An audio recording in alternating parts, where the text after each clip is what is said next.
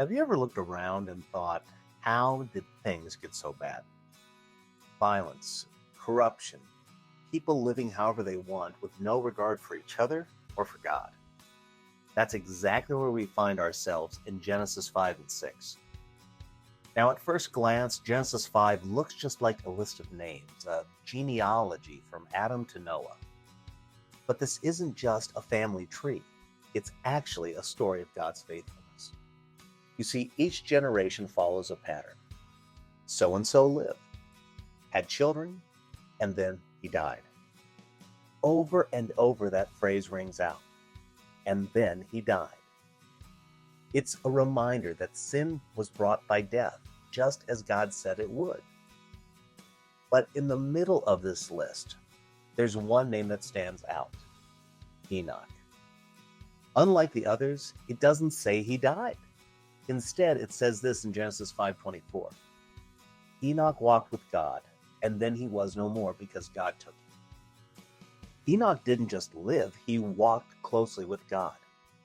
And because of that, God spared him from death.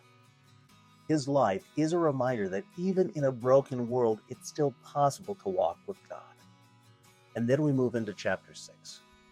By the time we get to Genesis 6, things have spiraled out of control.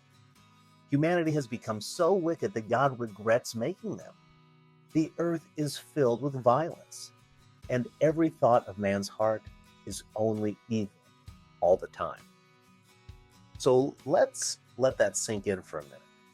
It wasn't just some people. It wasn't just occasionally bad. It was constant, widespread rebellion. So what does God do? He decides to start over. But then we meet one man, Noah.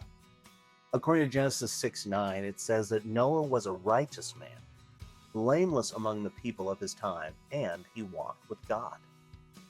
The world was wicked, but Noah was different. He walked with God, just like Enoch. And because of that, God chose to save him and his family. Then God gives him an impossible task: build an ark. Why? Because a flood is coming. Now imagine the faith it took. There had not been any rain, no evidence whatsoever, just God's word. But Noah obeys. So what does this have to do with us?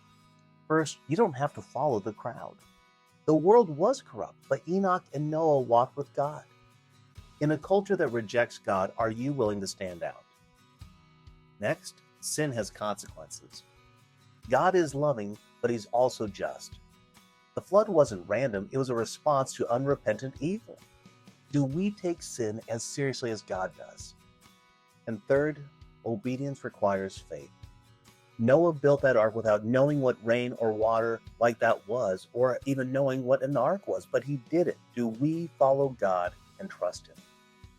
The world today is different than the time of Noah, but sin still runs rampant. We are called to walk with him. The question is, will you be like Noah and Enoch?